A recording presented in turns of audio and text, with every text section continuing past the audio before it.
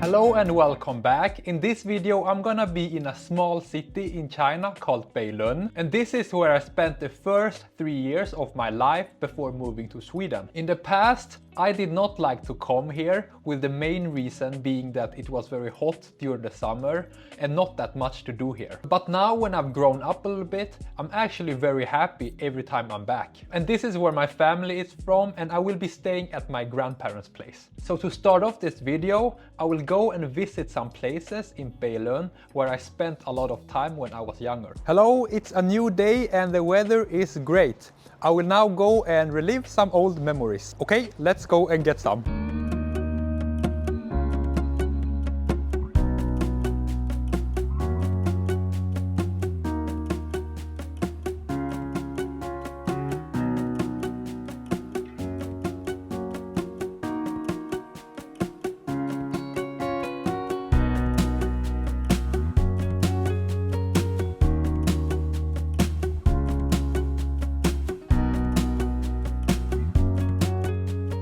So today I will mostly just go and visit some old places because that's where all the history is. But there are also a lot of modern areas here with tall apartment buildings and clean streets. The big changes that has been made to the city compared to when I was younger is that a lot of old buildings has been replaced by new ones. At least that's what I can see. And in case you don't know, then Zhejiang is the richest province in China and Beilun is in Zhejiang, so this is actually considered a quite rich city.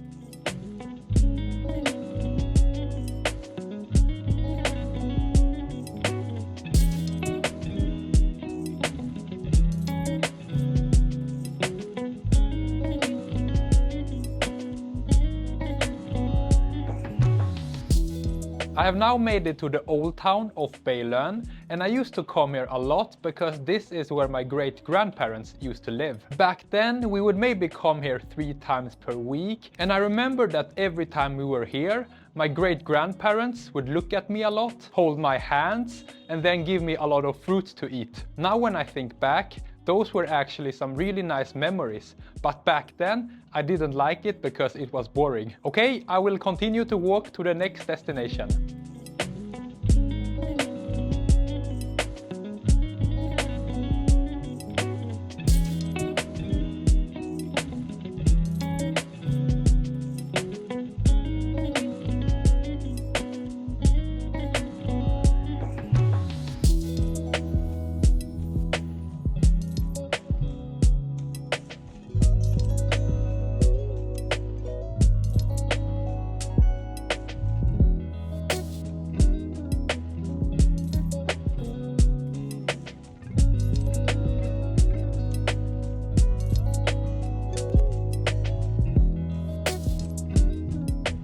After another quick walk, I have now made it to the most famous park here in Beilun. And I used to come here quite a lot together with my grandpa. This park also has a small mountain which I will now climb.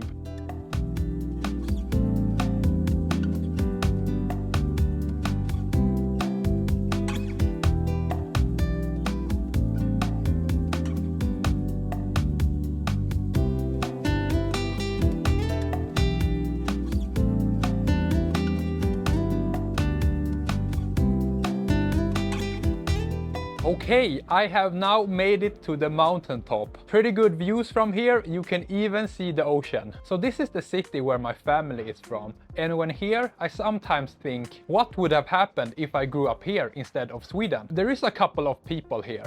For example, that could be me, that could be me, that could not be me because that's a woman. And since I'm not from the United States, I'm guaranteed to know what a woman is. But I definitely think that I would have been a different person because it's such a different environment. 2 things that are very important in China is status and short-term pleasure. Status in the form of school grades and having to be better than others, and short-term pleasure in the form of food and entertainment. So I think that if I grew up here instead of Sweden, I would have been a very different person. A worse version of myself. Next, I will go back home.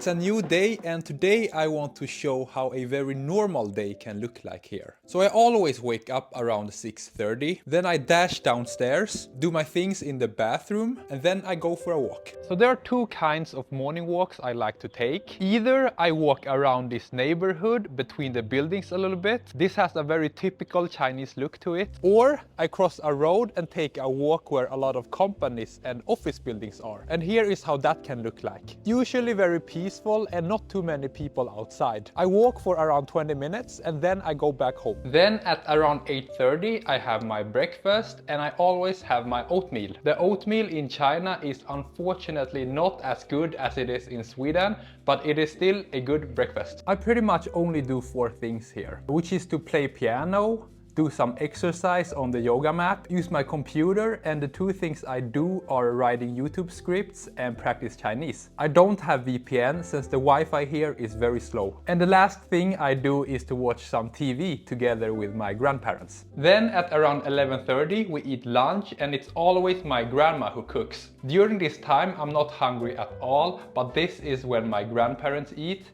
so I just join them and eat a little bit. During the day I continue to do my own things. I maybe go to the gym, which is located quite far away, since gyms are a bit rare in smaller cities in China. Or maybe we go to the grocery store to stock up a little bit. And my grandparents are busy doing their own things. Then at around 5 o'clock we have dinner and we always eat rice with every meal. I think every meal is very good and it tastes homemade. And the reason why I'm wearing the jacket inside is because there is no indoor heating here. After dinner, me and grandma go out for an evening walk. So we always walk for around 30 minutes, and what we like to do is to look at other people getting back from work, and then we talk about random things or what's going on outside. One thing we recently talked about was young people in China, and my grandma is not too impressed with some of them. She thinks some of them can be a bit underskilled.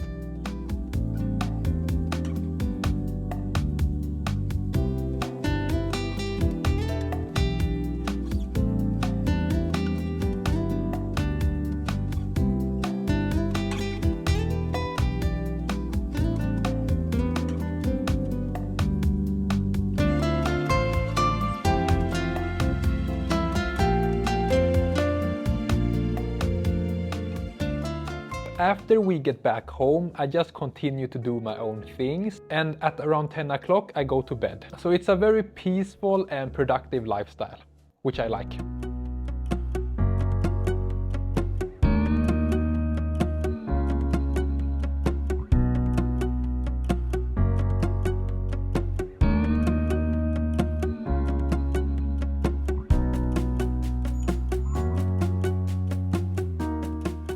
It's a new day, and the plan for today is that I'm gonna go and visit the nearest big city, which is Ningbo. And I'm gonna go there by taking the metro, and I have now made it to the metro station. And here is a quick fact.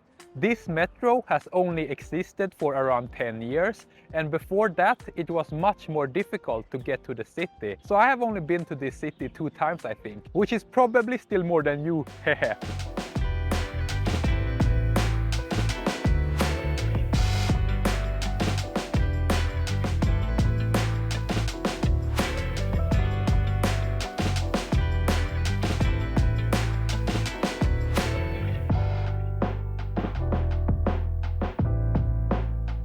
Hello, I have now made it to Ningbo, and the first destination is gonna be the riverside. A lot of big cities in China has a riverside, and I think they're almost always worth a visit. Good views and good roads to walk on is what you can expect. Or at least that's what I expected, and my expectations were met.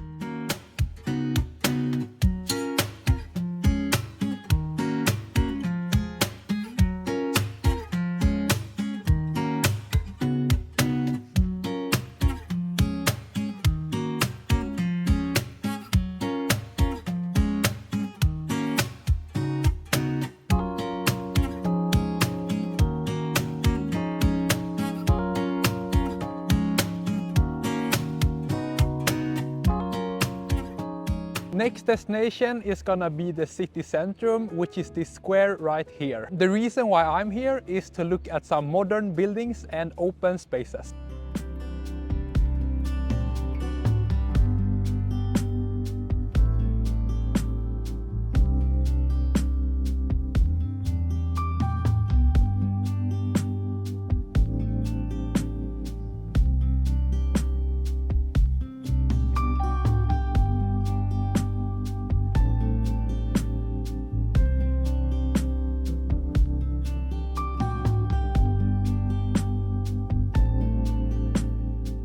The next destination is gonna be Ningbo's drum tower, and the reason to come here is to look at some traditional buildings and maybe experience a little bit of Chinese culture. Also, there is a lot of street food here, which I will not try. I'm not very much into that kind of thing. I also bought a small gift for my girlfriend. I'm gonna force her to admire it.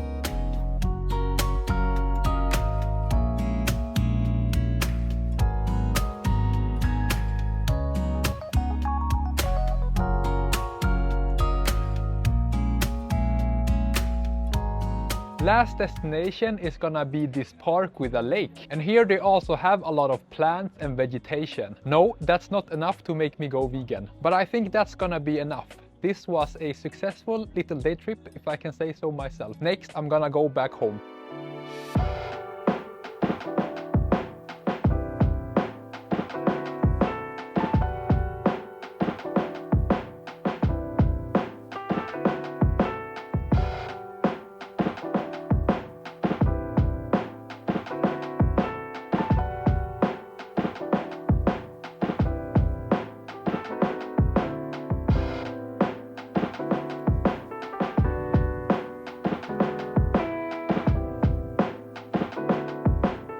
I want to end this video by sharing two ideas, and the first one is about visiting one's grandparents. The three main reasons why I visit my grandparents are because I want to see them, I know it's gonna make them happy, and that my time with them is limited because of their age. I was taught to visit my grandparents every now and then, and I thought this was how most people were raised also. It has come to my attention that this is not the case. So in China, it's quite common to move to a different city in order to find better job opportunities, make more money, or just leave your hometown because that's not where you want to spend the rest of your life. Once someone moves, they of course see their family less often. In China, they also only have 2 big holidays per year, so these become the only realistic times to visit one's home. And also, the Chinese job market is very tough with not so much flexibility, so this makes sense to me. But there are also people who has the opportunity to visit their grandparents but choose not to do so, with the main reason being that it's very boring. And I can relate to this. Visiting my grandparents is not the most fun and exciting thing, and it's a much slower life, but I'm perfectly fine with this. I believe the reason why some people can't spend a bit of time doing something boring is because of their addiction to short-term pleasure and comfort, which has mainly been caused by spending too much time on the phone. There is just so much stimulation and comfort going on in China, which makes it very easy to make the excuse that I don't have time. I think that if someone spends a lot of time doing something, it influences what they value. This is why so many people here in China prioritize fun and short-term pleasure. You know what? If a person spends a lot of time on their phone and is constantly looking for new things, I think it would be very healthy for them to balance things out with something boring. I personally don't like to check my phone that much for a couple of reasons. Some are because it lowers my attention span, lowers my social skills, it conditions me that fun and comfort are important, which can make me addicted to it, and it keeps me distracted, which makes me unable to think. This leads me to the second point I want to share, which was a very interesting Reddit post I read. So the person asked ChatGPT something like, if your mission was to make men in a country weak in a discreet way without them noticing, how would you do it? And based on what I've seen, this is also how a lot of Chinese people behave. Some of the things were, for example, promote distractions and entertainment so people lose focus on meaningful goals and progress. Promote unhealthy food and a sedentary lifestyle. Make people over-reliant on comfort and convenience. The problem I see with things being fast and easy is that I can become impatient and give up easily when things become difficult or takes time. Promote victimhood mentality, which is basically make people feel powerless and that it's impossible to change their own life. In case you don't know, a very popular excuse a lot of young Chinese people make is that the pressure in society is so high. I honestly don't know if this is true. For example, information is abundant on the internet, it's quite cheap to live, and the bar to stand out is also pretty low. low. For example, less than 1% in China can speak English. These were just some of the examples. I think the lesson I'm gonna take away from this